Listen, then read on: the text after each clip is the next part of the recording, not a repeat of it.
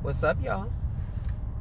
I want to talk about something that was very difficult for me.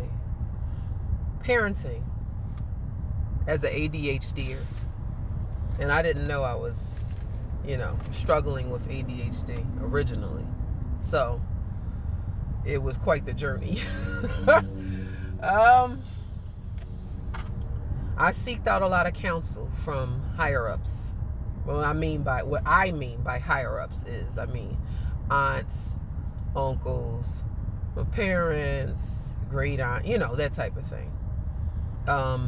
And one thing I learned about that is they have a lot of wisdom when it comes to figuring out unique circumstances, situations when it comes to parenting. As we all know, resources were not popping going backward in time. All of this information is pretty new when it comes to like parenting, ADHD, and these things it wasn't a thing back when our parents and grandparents were little kids. So they can help but so much. You know what I mean? But not to say that their wisdom is not worth tapping into. Absolutely. But they can't help us but so much. What I've learned is being a part of my own rescue. Oh, my Kevin Hart. Being a part of my own rescue by doing research. Daring to be different. Sometimes I chose to step away from my circle and do things that I guess you could say weren't really validated or suggested or favored. And it made me stand out in ways that caused me to be gossiped on and judged and all of that extra stuff. So that was bittersweet, but in my experience, it wound up being worth it because I was able to learn more about myself and parenting than I would have had I just stuck to the people that were, I guess you can say, giving me support and helping me if I needed help with things. But I didn't realize that I was an ADHDer, and on top of that, codependent, and on top of that, traumatized, and on top of that, highly sensitive, and on top, listen, that's a lot going on. For me to not know about myself and then be trying to raise children, no wonder I was constantly anxious. And that's another thing, ignorance and anxiety. Listen, it's levels to my ignorance. It just really was. And I'm just glad I'm in a better place. But I could see why some folks in my family was talking about me. I mean, rightfully so to a certain degree. But I wouldn't say it should have been done the way it was. For you to call someone out of their name or call someone or diagnose them with, oh, you're a hoe. First thing I'm going to say to that is takes one to know one. Respectfully. And then, next I'm going to say, why don't we get curious anymore? Especially if it's family. Why are we so quick to write somebody off? I learned it's a lot of things that we're all dealing with that we don't know how to unpack. And for me, I didn't realize that God would bless me with a child that would teach me more about myself than I would have ever seen coming. Sorry, I cope with humor. So you're going to see a lot of laughing on random. Is what it is.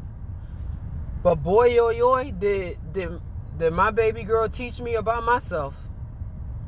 Oh, yeah. And I was all ears. Unlike some parents who, they're tight. They can't hear things that they're doing wrong because they so busy trying their best, or they, listen, there's a reason you can't hear that. Right there is an injury. It's a lot we ain't looking at. Quit trying to be so comfortable. Nothing that matters and is meaningful and that is really a necessity to us as people, as humans, is easy to attain. That's for a reason. You know what I'm saying? I wouldn't want something that came easy because it won't feel like I really earned it. I don't like handouts. I like to put hard work in. Number one, it makes me feel very accomplished and achieved. Number two, bragging rights. Hey, don't judge me. You know what I'm saying? But my baby girl taught me so much about myself as a person. Just realizing that she had been diagnosed with ADHD and I learned about it that way. The struggle of raising a child when you have ADHD. I struggle with organization. I struggle with poor time management. I'm 10 minutes late everywhere. I struggle with starting a task and completing it. If I'm struggling like that, what makes me think I'm going to be able to teach them better than that? This is why I got therapy. I went to my aunt. She was great counsel. My mother, great counsel. My grandmother at times. You know what I'm saying? Some of my uncles, great counsel. At times, but ultimately I had to find it within myself because I'm the only one that's raising these children. So I can get that counsel. I guess you could say it's a limit to that.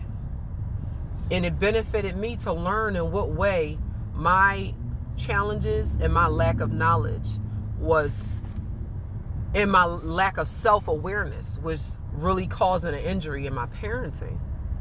So for me, I people pleased too much, and I enabled my children in certain ways that I couldn't peep because of my injury and childhood trauma. You see, I was raised to be silent about my abuser's behavior, and I thought it was parenting, so I didn't question it. So because I didn't think to question it, and I went blindly trusting this person, it caused me to have perception injuries. I'm perceiving something the wrong way and don't know it all these years. And then I'm around other people that are mildly like-minded, so they can't call me out.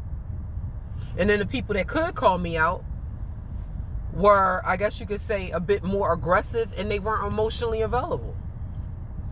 If you want to be in the grounds to call somebody out and you want to be able to tell them about themselves in a way that they can hear it, you have to be emotionally available, in my opinion. Don't nobody want to hear no counsel from somebody that's not emotionally available. That means you going to show up for all of that tough love, and then you ain't got no love after it. Because all you are is just this. You got no feeling behind it. I'm going to get into this another time. My break is over.